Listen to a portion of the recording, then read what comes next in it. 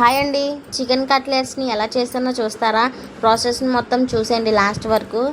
First చికెన్ని బాగా clean చేసుకొని మిక్సీ జార్లోకి వేసుకొని కైమా కింద చేసుకొని అలా చేసుకున్న దాన్ని బౌల్లోకి వేసుకొని పక్కన పెట్టుకోవాలి. తర్వాత మనం బాయిల్ చేసుకున్న పొటాటోని కూడా స్మాష్ చేసి ఆ చికెన్ దాంట్లో వేసుకోవాలి. తర్వాత ఉల్లిపాయలు, కొత్తిమీర, పసుపు, కారం, సాల్ట్, గరం మసాలా, అల్లం వెల్లుల్లి పేస్ట్ వేసుకొని బాగా కలుపుకోవాలి. అలా స్పైసెస్ బాగా కలిసిన తర్వాత కార్న్ఫ్లోర్ కూడా వేసుకొని బాగా కలుపుకోవాలి. కార్న్ఫ్లోర్ అంతా బాగా పట్టిన తర్వాత ఆ బౌల్ని పక్కన పెట్టుకొని ఈలోపు వేరే బౌల్లోని మైదా పిండి కొన్ని వాటర్ వేసుకొని ఉండలు లేకుండా బాగా కలుపుకోవాలి.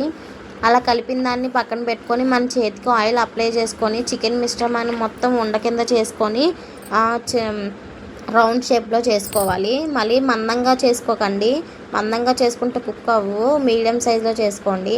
అలా రౌండ్ షేప్ చేసుకున్న దాన్ని మైదాపిండి వాటర్లో డిప్ చేసి బ్రెడ్ క్రమ్స్ కోట్ చేసి ప్లేట్లోకి తీసి పెట్టుకోవాలి. అలాగే నెక్స్ట్ కూడా సేమ్ అదే చిన్న ఉండ కింద తీసుకొని రౌండ్ షేప్ చేసుకొని మైదాపిండి వాటర్లో డిప్ చేసి బ్రెడ్ క్రమ్స్ని కోట్ చేసి ప్లేట్లోకి తీసుకోవడమే. అలాగే ఎన్ని కట్లెట్స్ అవుతాయి అన్ని కట్లెట్స్ని కూడా సేమ్ అదే ప్రాసెస్లో చేసుకోండి. ఈలోపు ప్యాన్ పెట్టుకొని ఆయిల్ పెట్టుకోవాలి. ఆయిల్ డీప్ ఫ్రైకి ఆయిల్ హీట్ అయిన తర్వాత మనం చేసుకున్న కట్లెట్స్ని కూడా వేసుకొని బాగా కుక్ అవనివ్వాలి. ఈ ప్రాసెస్ అంతా సిమ్లో పెట్టి చేసుకోండి. హైలో పెట్టి చేసుకుంటే మనకి బ్రెడ్ క్రమ్స్ కలర్ వచ్చేస్తే అలాగే చికెన్ ఉడకదు. సిమ్లో పెట్టి చేసుకుంటే స్లోగా కుక్ అవుతుంది చికెన్, అలాగే బ్రెడ్ క్రమ్స్ కూడా మాడవు, ఈవెన్గా కుక్ అవుతుంది, బ్రౌనిష్ కలర్లోకి మంచిగా వస్తాయి. అలాగే మిగతా కట్లెట్స్ని కూడా సేమ్ అదే ప్రాసెస్లో సిమ్లో పెట్టుకొని ఫ్రై చేసుకోండి.